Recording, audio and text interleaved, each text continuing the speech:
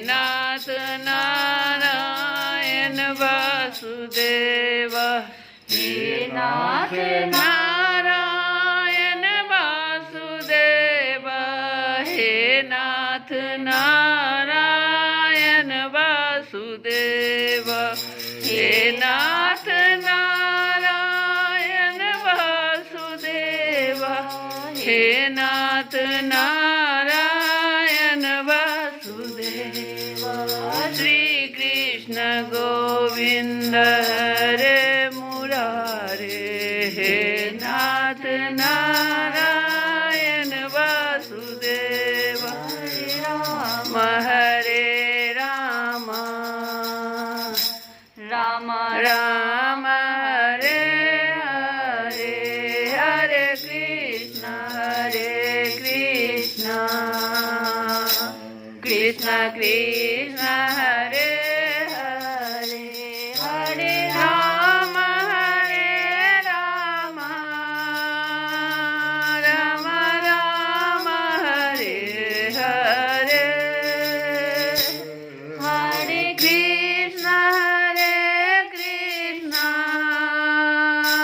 कृष्ण कृष्ण हरे हरे, हरे राम राम राम हरे हरे, हरे कृष्ण कृष्ण कृष्ण हरे हरे। जय श्री कृष्ण। श्री सुखदेव जी कहते हैं, परीक्षित, एक दिन नंद नंदन श्याम सुंदर वन में ही कलेवा करने के विचार से बड़े तड़के उठ गए और सिंह की मधुर मनोहर ध्वनि से अपने साथी ग्वाल वालों को मन की बात जगाते हुए जनाते हुए उन्हें जगाया और बछड़ों को आगे करके वे ब्रजमंडल से निकल पड़े। श्री कृष्ण के साथ ही उनके प्रेमी सहस्त्रों ग्वाल वाले सुंदर छीके बेट सिंह और बांसुरी लेकर था अपने सहस्त्रों बछड़ों को आगे करके बड़ी प्रसन्नता से अपने अपने घरों से चल पड़े। उन्होंने श्री कृष्ण के अगणित बछड़ों में अपने अपने बछड़े मिला दिए और स्थान स्थान पर बालोचित खेल खेलते हुए विचरने लगे। यद्यपि सबके सब ग्वाल वाल कांच गुंची मणि और स्वर्ण के गहने पहने हुए थे, फिर भी उन्होंने वृंदावन के लाल पीले हरे फलों से, नई नई कोपलों से, गुच्छों से, रंग बिरंगे फूलों और मोर पंखों से तथा गेरुआ रंगीन धातुओं से अपने को सजा लिया।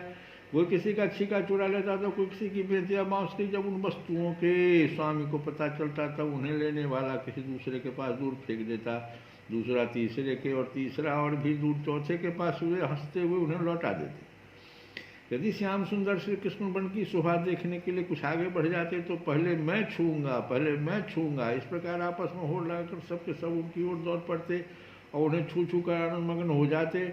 कोई बांसुरी बजा रहा है तो कोई सींग ही फूंक रहा है, कोई भौरों के साथ गुनगुना रहे हैं, तो बहुत से कोयल के स्वर में स्वर मिलाकर कुहू कुहू कर रहे हैं। एक और कुछ ग्वाल वाल आकाश में उड़ते हुए पक्षियों की छाया के साथ दौड़ लगा रहे हैं, तो दूसरी ओर कुछ हंसों की चाल की नकल करते हुए उनके साथ सुंदर गति से चल रहे हैं।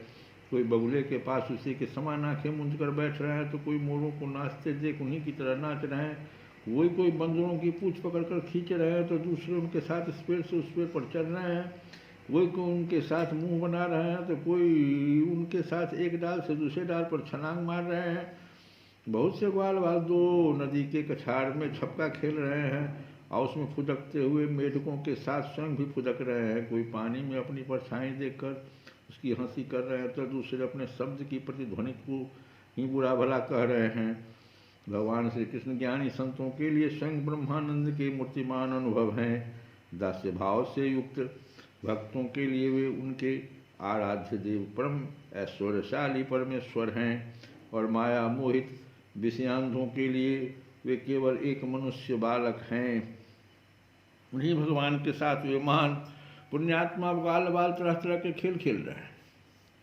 बहुत जन्मों तक श्रम और कष्ट उठाकर जिन्होंने अपनी इंद्रियों और अंतःकरण को बस में कर लिया, उन योगियों के लिए ही भगवान श्री कृष्ण के चरण कमलों की रज अप्राप्य है। वही भगवान स्वयं जिन ब्रजवासी ग्वाल वालों की आंखों के सामने रहकर सदा खेल खेलते हैं, उनके सौभाग्य की महिमा इससे अधिक क्या कही जाए।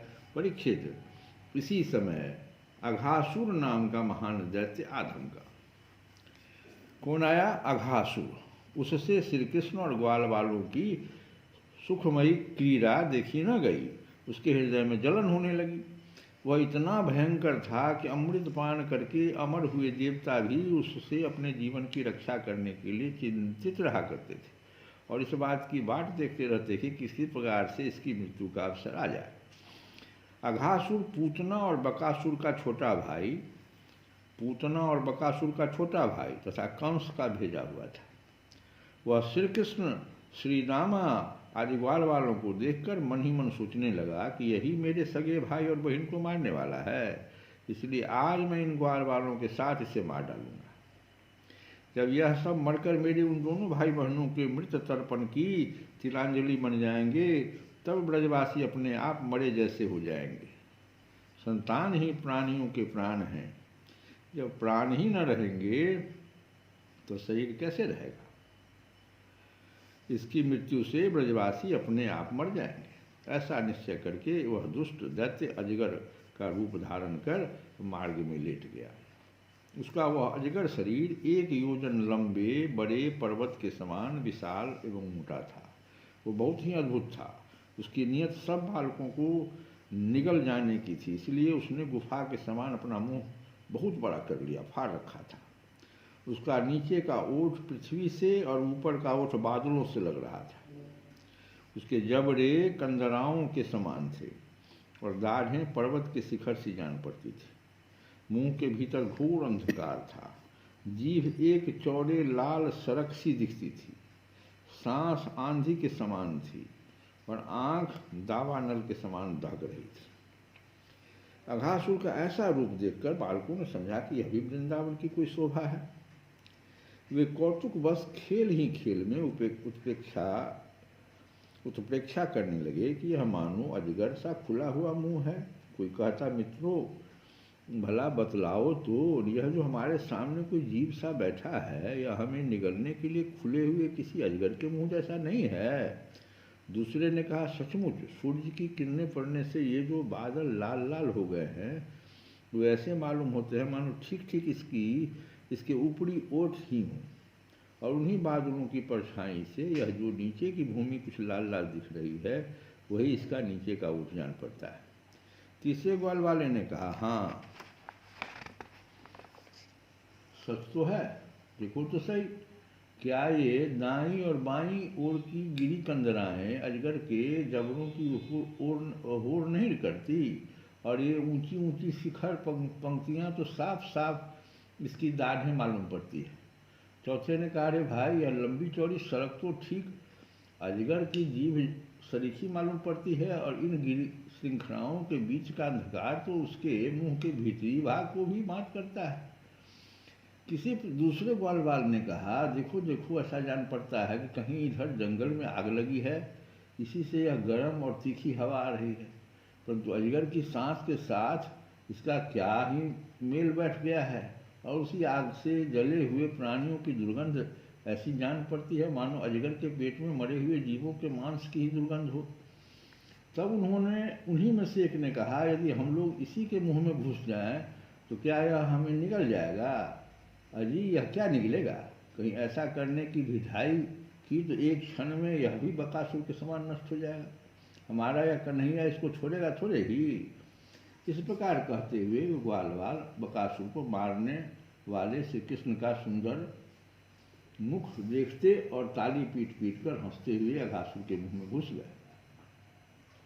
उन अनजान बच्चों की आपस में की हुई भ्रमपूर्ण बातें सुनकर भगवान श्री कृष्ण ने सोचा कि अरे, इन्हें तो सच्चा सत्य भी झूठा प्रतीत होता है। परीक्षित, भगवान श्री कृष्ण जान गए कि यह राक्षस है, भला उनसे क्या छिपा रहता है?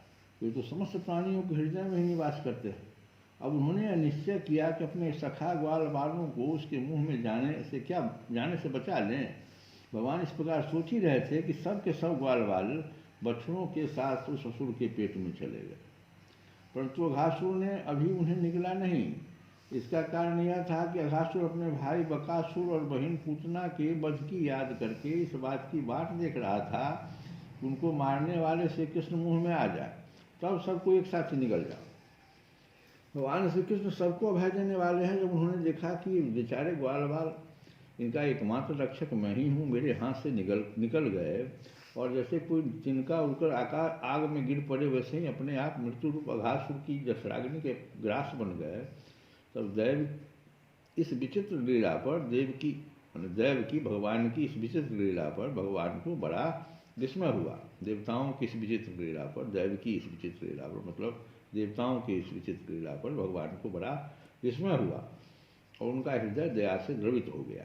वे सोचने लगे कि अब मुझे क्या करना चाहिए, ऐसा कौन सा उपाय है जिससे इस दुष्ट की मृत्यु भी हो जाए और इन संत स्वभाव भोले भाले बालकों की हत्या भी न हो। ये दोनों काम कैसे हो सकते हैं? परीक्षित, भगवान श्री कृष्ण भूत भविष्य वर्तमान सबको प्रत्यक्ष देखते रहते हैं, उनके लिए उपाय जानना कोई कठिन न था। वे अपना कर्तव्य निश्चय करके स्वयं उसके मुंह में घुस गए। उस समय बादलों में छिपे हुए देवता भयवश हाय हाय पुकार उठे और अघासुर के हितैषी कंस आदि राक्षस हर्ष प्रकट करने लगे। अघासुर बछड़ों और ग्वाल बालों के सहित भगवान श्री कृष्ण को अपनी दाढ़ों से चबाकर चूर चूर कर डालना चाहता था, परंतु उसी समय अविनाशी श्री कृष्ण ने देवताओं की हाय हाय सुनकर उसके गले में अपनी शरीर को बड़ी फुर्ती से बढ़ा लिया। इसके बाद भगवान ने अपने शरीर को इतना बढ़ा लिया, इतना बड़ा कर दिया कि उसका गला ही रुंध गया, आंखें उलट गई, वह व्याकुल होकर बहुत ही छटपटाने लगा, सांस रुककर सारे शरीर में भर गई और अंत में उसके प्राण ब्रह्मरंध्र छोड़कर निकल गए। श्री कृष्ण गोविंद हरे मुरारे नाथ नारायण